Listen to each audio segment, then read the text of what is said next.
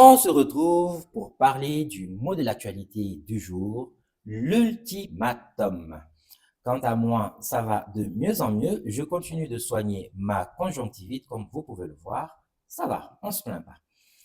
Donc, l'ultimatum, déjà, commençons par dire qu'est-ce que c'est historiquement. On va essayer d'en apprendre un peu plus sur ce terme qui est très utilisé, notamment par Donald Trump, n'est-ce pas? Et restez bien jusqu'au bout, car si dans la première partie de cette vidéo, je reviens sur les ultimatums employés par les grandes puissances tout au long de l'histoire, je vous réserve d'ailleurs de véritables pépites à ce sujet, et bien dans la deuxième partie, je vais vous livrer mon décryptage complet et vous donnerai mon avis sur qui a gagné le conflit opposant Israël et les États-Unis d'un côté et l'Iran de l'autre.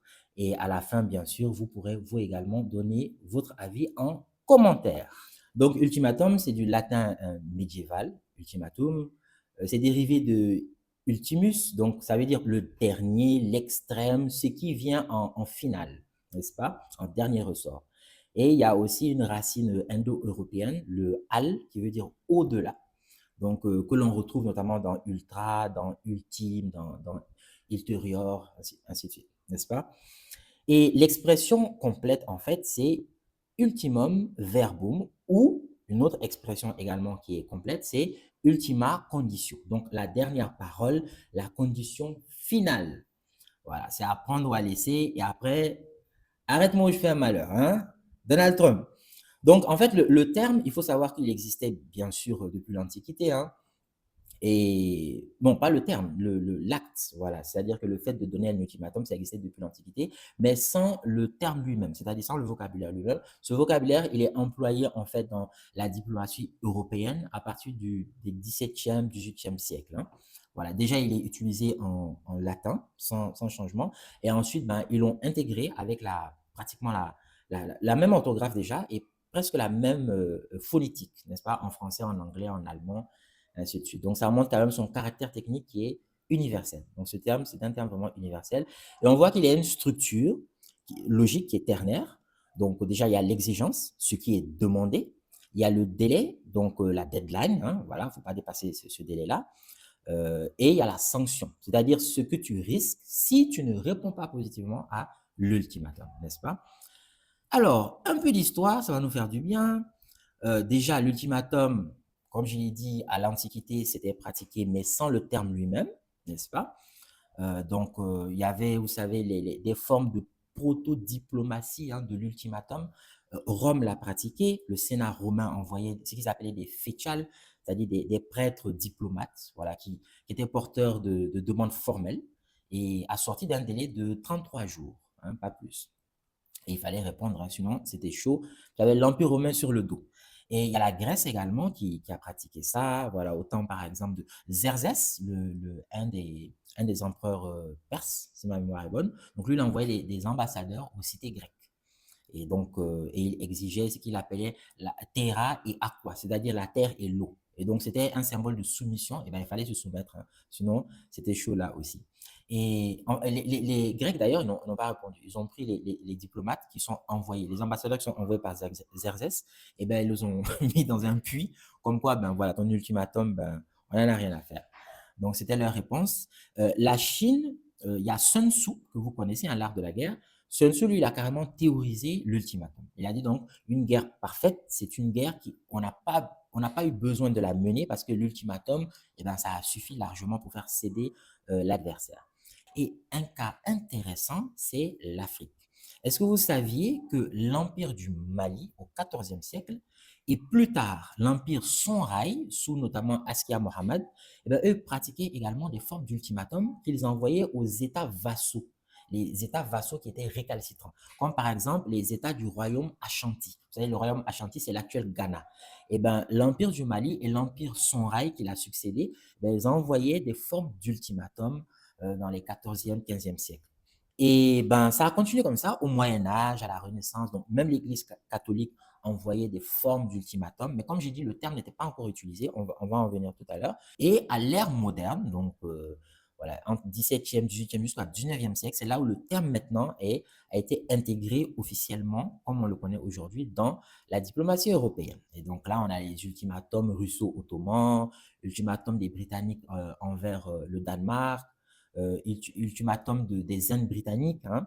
Les Indes britanniques, eux, en fait, quand il y avait un état princier, il y avait ce qu'on appelait la doctrine de la déchéance. C'est-à-dire que si un raja, donc un prince mourait, mais sans un héritier mâle direct, ben, la Compagnie des Indes orientales, eux, ils émettaient un ultimatum d'absorption. Bon, ça, c'est, on pourra détailler ça peut-être dans d'autres vidéos, mais c'est pour vous montrer que c'est très intéressant quand même. On apprend pas mal de choses quand on s'intéresse à l'histoire. Et pour continuer, et encore avec un cas africain, il y a au temps de l'Afrique coloniale. Alors là, ça a été inversé. Vous savez, les ultimatums, d'habitude, c'est les puissants qui donnent l'ultimatum. On a un cas où c'est un État qui est plus faible et qui a donné l'ultimatum. C'était l'ultimatum du Transvaal en 1894. Et bien, en fait, le Transvaal, c'est au nord-est de l'actuelle Afrique du Sud. Et le président Kruger, à l'époque, il a envoyé un ultimatum au Royaume-Uni exigeant le retrait des troupes britanniques de la frontière.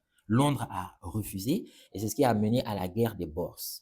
Et paradoxalement, là, c'est vraiment le faible, donc le Transvaal, qui a émis l'ultimatum contre l'Empire britannique. Et donc, c'est un cas intéressant d'inversion de l'ultimatum.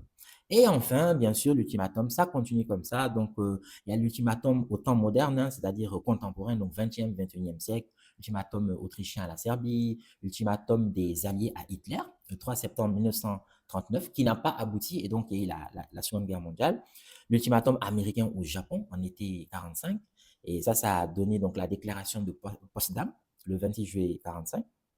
Et puis ensuite, on sait ce qui s'est passé. Hein. Voilà, l'ultimatum des Japonais, ils n'ont pas capitulé. Et les Américains demandaient total surrender, comme ce que Trump a dit la dernière fois au début de la guerre, total surrender, donc capitulation inconditionnelle. Ben, il n'a pas eu ça avec les Iraniens, j'en viens tout à l'heure. Donc, ils avaient demandé ça également au Japon, qui a refusé. Donc, on sait ce qui s'en est suivi. Le Premier ministre Suzuki, lui, il a déclaré voilà, qu'il va ignorer tout simplement cet ultimatum. Et bien, il y a eu Hiroshima, 6 août, voilà, 45, ensuite Nagasaki, 9 août, 3 jours après, et la capitulation qui a eu lieu le 15 août, donc 6 jours après le bombardement nucléaire de Nagasaki. Ensuite, on continue comme ça, l'ultimatum américain à Saddam Hussein, 2003, ultimatum de l'OTAN et des États-Unis à la Yougoslavie, 99, ultimatum russe avant l'invasion de l'Ukraine, n'est-ce pas, en janvier 2022. Et voilà, donc ça c'est pour la petite histoire de l'ultimatum, la définition, l'origine, les cas historiques. On voit que c'est intéressant. Maintenant, on en vient à la deuxième partie de cette vidéo que je voulais partager avec vous. C'est justement cet ultimatum des Américains. Voilà, qui a été déclaré comme ça par Donald Trump. Qui a gagné la guerre? Est-ce que cet ultimatum, comme on a vu dans certains cas historiques tout à l'heure, est-ce que cet ultimatum, comme l'a dit Sun Tzu d'ailleurs, qu'une bonne guerre, c'est une guerre où l'ultimatum a suffi, il n'y a pas eu besoin de mener la guerre. Est-ce que avec cet ultimatum, qui, avec des mots très vulgaires, hein, voilà, je ne vais pas vous répéter l'étude que Trump a fait, très insultant, très vulgaire, très déplacé, très voilà, eh bien, est-ce que cet ultimatum-là, finalement, qui a tenu en haleine une bonne partie du monde, hein, en tout cas ceux qui, qui croient encore à Trump et à ses ultimatums, est-ce que ça a mené à une victoire des Américains ou plutôt c'est les Iraniens qui ont gagné ou plutôt une des deux équipes mène au score, mais le match n'est pas encore plié? Eh bien, moi, je vous donne mon avis. C'est mon avis, ça n'engage que moi. Vous donnerez aussi, j'espère, votre avis en commentaire. Et puis, ben, on verra. Hein? Rendez-vous dans 2 semaines pour voir ce que ça a donné, n'est-ce pas? Donc, selon moi déjà, pour savoir qui a gagné ou qui mène actuellement au score, il y a deux arguments des Américains qu'il faut mettre déjà à côté. Ça ne peut pas être pris en compte dans le fait qu'ils aient gagné ou qu'ils aient perdu. Voilà. En fait, ça, pas, on ne peut pas tenir compte de ça. C'est le fait qu'ils disent que leur industrie militaire est technologiquement, l'industrie militaire américano-israélienne a prouvé qu'elle est technologiquement supérieure à celle de l'Iran. Ça, c'est pas une information, on le savait déjà. Donc, on ne peut pas tenir compte de ça. Voilà, ils ont des avions de chasse plus performants, ils ont des missiles plus performants, tout ça, on le sait déjà. Donc, c'est pas un gain de guerre, c'est pas un but de guerre, ça ne peut pas être un élément déterminant pour dire que comme on a montré qu'on est technologiquement supérieur, donc on a gagné la guerre. Non, cet argument ne peut pas tenir. Deuxième argument, la réouverture du détroit d'Ormuz. Ce n'est pas un gain, parce que le détroit d'Ormuz était déjà ouvert avant la guerre. Au contraire, c'est une conséquence, et maintenant, le détroit risque même d'être monétisé par l'Iran. Voilà, ça va se discuter dans les négociations justement qui vont commencer pendant 2 semaines, et donc ils vont commencer à Islamabad, au Pakistan, le vendredi normalement. Donc, ces deux arguments ne sont pas des arguments de victoire. Par contre, il faut savoir qui a commencé en premier, qui est allé attaquer. Hein, tu viens, tu attaques quelqu'un en premier, donc en plus tu dis que tu es plus fort que la personne, tu es plus baraque que la personne, mais c'est toi qui as attaqué en premier. Écoute, il faut vraiment que tu gagnes de façon nette. Donc, qui a attaqué en premier, c'est les Américains, ce sont les Israéliens, ce ne sont pas les Iraniens. Et qu'est-ce que les Américains ont demandé? Tout à l'heure, je l'ai évoqué. Dans un des cas historiques de capitulation, plutôt d'ultimatum, les Américains ont dit total surrender. Donc, capitulation inconditionnelle. C'est ce que Donald Trump a dit. Il a dit, on lui a posé la question, les journalistes, au début de la guerre, je pense que c'était le premier jour, le 28 ou le 1er mars, entre les deux, on lui a dit quelles sont les conditions pour mettre fin à la guerre. Il a dit total surrender. Les Iraniens doivent capituler sans condition. Ce n'est pas le cas. Ce n'est pas le cas, n'est-ce pas? Et c'est eux qui ont commencé les hostilités. Donc, regardons maintenant les buts de guerre, même si Trump a essayé de ne pas les énumérer de façon très listée, de façon très claire, avec des tweets et des discours ambivalents. On connaît quand même les buts de guerre, surtout de la part d'Israël. C'est le changement de régime, c'est le démantèlement total du nucléaire iranien, c'est la destruction de l'axe de la résistance, donc les milices qui soutiennent l'Iran, qui sont en Irak, le Hezbollah au Liban, le Hamas à Gaza et les Houthis au Yémen. Donc, ça, c'est notre but de guerre. Désarmement des missiles balistiques, ça, c'est notre but de guerre. Reconnaissance d'Israël par l'Iran, c'est notre but de guerre. Et remise de l'uranium enrichi à l'AIEA. Donc, sur ces 6 points, et il y en a d'autres, mais sur ces 6 points principaux, est-ce qu'il y a un qui a été atteint? Moi, ma réponse, en tout cas, c'est mon avis, ça n'engage que moi, ma réponse est non. Il n'y a aucun qui a été atteint. Maintenant, il y a autre chose qui est pire et qui montre que c'est les Iraniens qui, pour l'instant, je ne dirais pas qu'ils ont gagné, mais pour l'instant, ils mènent au score. Selon moi, ils mènent au score actuellement. Et quand on aura l'accord de paix définitif, on saura qui a vraiment gagné. C'est que les Américains, il ne faut pas oublier qu'ils ont été très clairs. Ils ont dit que il ne faut pas oublier donc que les Américains ont été très clairs. Ils ont dit il faut que vous acceptiez nos 15 points. Les Iraniens ont envoyé 10 points. Et Donald Trump a été clair aussi dans son tweet qui annonce le cessez-le-feu. Il a dit que les 10 points des Iraniens constituent une bonne base de négociation et que c'est une base qui est viable. Ce sont des conditions qui sont viables, sur lesquelles on peut discuter. Autrement dit, la négociation à Islamabad, médiateur pakistanais, ce sera sur la base des 10 points iraniens et non sur celle des 15 points américains. Et quand on connaît le jusqu'au boutisme de Benjamin Netanyahou et de Donald Trump, c'est une victoire pour les Iraniens. Mais je reste quand même prudent. Pourquoi je dis 1-0, balle au centre, avantage Iran? Parce qu'on ne sait pas. Est-ce que c'est parce qu'ils veulent amasser plus de troupes? Parce qu'on parle de brigades voilà, qui arrivent encore des États-Unis vers le Moyen-Orient et tout. Est-ce qu'ils veulent amasser des troupes? Est-ce que leur antimissile commence à être en rupture de stock et donc ils se rendent compte qu'ils ont besoin d'une trêve pour charger? On ne sait pas. Peut-être c'est une raison, peut-être aussi que ça l'est pas. Mais si c'est une raison, de toutes les façons, les hostilités vont reprendre et le résultat ne sera pas différent. Voilà, ils peuvent bombarder autant qu'ils veulent, le résultat ne sera pas différent, selon moi en tout cas, c'est mon avis.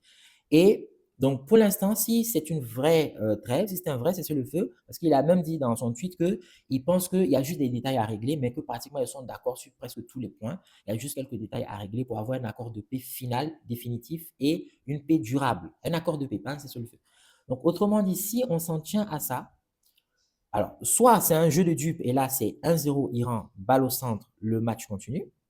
Soit c'est vrai, et dans ce cas, c'est l'Iran, je pense, qui a gagné. Parce que sur les 10 points, même si l'Iran fait accepter 3 points seulement sur les 10, tel quel, 3 points, et que les 7 autres points font l'objet d'un compromis entre les deux parties, chacun lâche du lest. C'est une victoire iranienne. Voilà, pour moi, c'est une victoire iranienne. Parce que tout simplement, ces 10 points-là, même si on va les alléger, ils sont diamétralement opposés avec les buts de guerre et les 15 points qui avaient été proposés par les Américains. Donc, même s'ils sont acceptés partiellement et que l'autre partie majoritaire est acceptée sous forme de compromis, la victoire iranienne sera confirmée. On saura ça dans les 2 semaines. Donnez-moi votre avis. Qui a gagné? Cet ultimatum a-t-il donné la victoire aux Iraniens ou plutôt aux Américains? Ou est-ce que c'est une avance temporaire? Le match n'est pas encore plié. Donnez-moi votre avis en commentaire. N'oubliez pas, je vous reviens très vite avec de nouvelles actualités, IA, business, géopolitique. Likez, partagez, abonnez-vous et activez la cloche. On reste ensemble. Priez pour moi, je soigne ces conjonctivites là qui a fait que j'ai fait presque une semaine sans faire de vidéo. Donc, mais ça va, ça fait moins en moins mal grâce au traitement que je suis. Donc, je vous reviens très vite. Portez-vous bien. Ciao, à très bientôt.